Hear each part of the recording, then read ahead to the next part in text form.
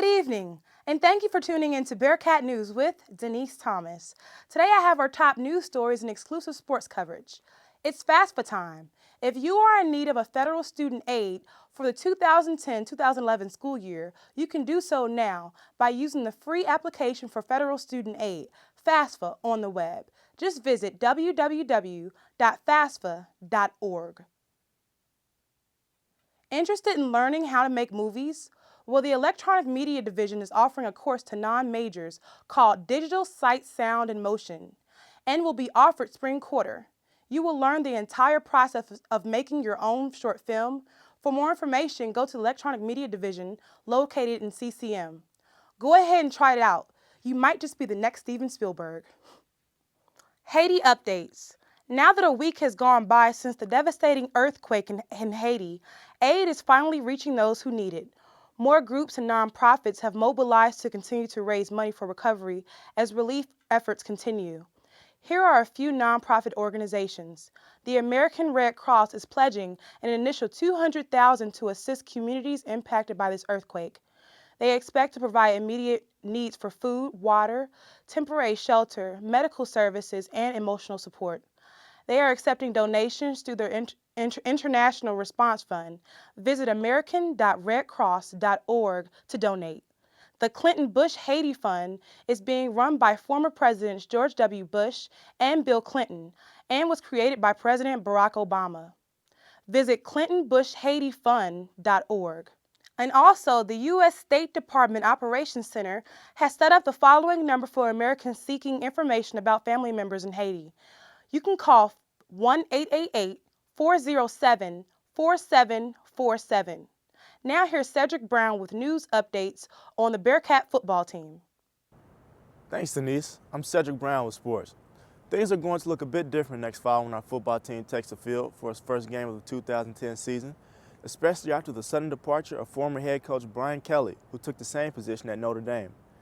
Just to name a few things we became accustomed to over the 3 years Kelly spent with us: a 34-6 record, back-to-back Big East championships in 2008 and 2009, and back-to-back BCS Bowl game appearances, the 2009 Orange Bowl and this year's Sugar Bowl. Now the question around campus and the city is, will these trends continue? Only time will tell, but the school has hired the man it feels will continue our winning ways while raising the team's levels of expectation, former Central Michigan head coach Butch Jones. This is a familiar path for Jones. He also replaced Kelly when he left Central Michigan to come here to Cincinnati, so some things should continue to look the same, especially on offense. During his 3 seasons at Central Michigan, Jones led the Chippewas as they put up staggering offensive numbers. The team scored 30 or more points in 16 games, 40 or more in 7 games, and at least 50 in 3 of those games. These numbers should sound good to Bearcat fans who have watched the team spread offensive attack shred opposing defenses for the last 3 years. Although Jones will not have the luxury of playing with some of last season's star players, he still has enough weapons to work with to continue the Bearcats' powerful offensive attack. UC returns quarterback Zach Collares, who started 4 games last season in place of an injured Tony Pike and impressively produced 1,778 total yards and accounted for 14 total touchdowns. Collares will be joined by last season's team rushing leader, running back Isaiah Peed. He will also have receiving threats Armand Benz, DJ Woods, and tight end Ben Gaduli. The Bearcats next season will also add wide receiver Vidal Hazelton, a highly touted transfer from USC. The biggest question mark surrounding Jones and the team heading into next season will be the Bearcats' defense, which has struggled at times. In his first press conference as head coach, Jones said that the team's defense will be swarming, aggressive, and an attacking style that won't make many mistakes. In an effort to improve the team's defense, Jones has hired co-defensive coordinators Tim Banks and John Jancic. Banks comes over with Jones from Central Michigan, where he was the team's defensive coordinator. Under Banks, the Chippewas led the MAC in scoring defense last season, allowing just under 19 points per game. Jancic had been a member of Georgia's defensive coaching staff since the 2005 season. During his time there, the Bulldogs finished in the top 10 in the nation 3 times. Any way you look at it, next season is going to be both fun and interesting for our coaches, players, students, and fans. Coach Jones has already made a pretty clear impact on his team. Recently, the most common word players have used on their Twitter accounts to describe their feelings after practices: tired. Thank you for tuning in to Sports with Bearcat News with Denise Thomas. I'm Cedric Brown reporting here from Nipper Stadium. Denise, back to you. Thank you, Cedric. Metro fares skyrocketing. Metro fares have risen and routes have shrank as the local bus company imposes service changes needed to balance its 2010 budget. The 12% service reduction will affect more than 3/4 of Metro's 52 primary routes, trips being reduced on most lines, making service less frequent. The Blue Ash Job Connection, the Lexington Heights, Western Hills, Roselawn, and Wyoming Express buses will be eliminated due to low ridership. Metro will raise fare for trips in the city of Cincinnati by 25 cents to $1.75, and from $2.25 to $2.65 for trips within Hamilton County. The cost of transfers also doubles to 50 cents. Disabled riders who use Metro's Access service will see the first of a two-stage fare increase, with per-trip costs rising from $1.50 to $2.50 in Cincinnati, and from $2 to $3.50 for travel to, from, or within the county. Next June, each of those fares will increase by a whole dollar.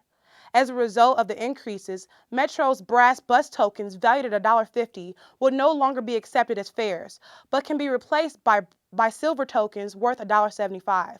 People with brass tokens may exchange them for new silver tokens at a cost of 25 cents each from 7 a.m. to 5:30 p.m. Monday through Friday at Metro's sales office, 120 East 4th Street, downtown.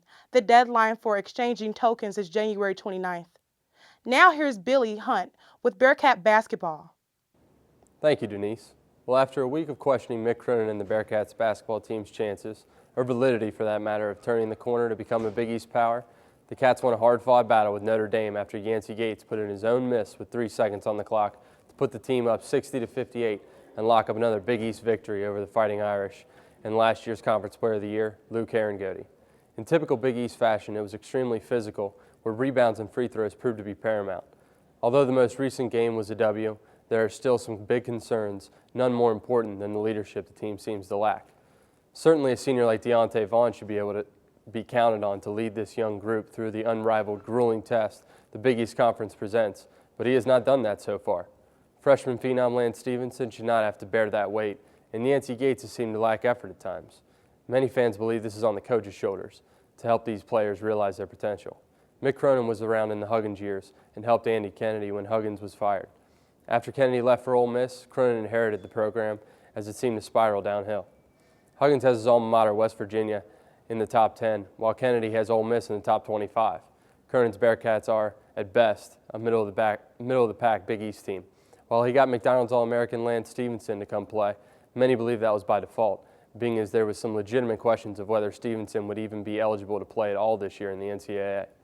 Cronin's seemingly lack of offensive scheme has troubled many fans and resulted in many wanting a change at head coach.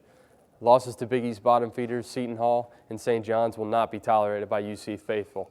For now, Cronin is on her good graces, but a few more disappointing losses and we may have to start shopping.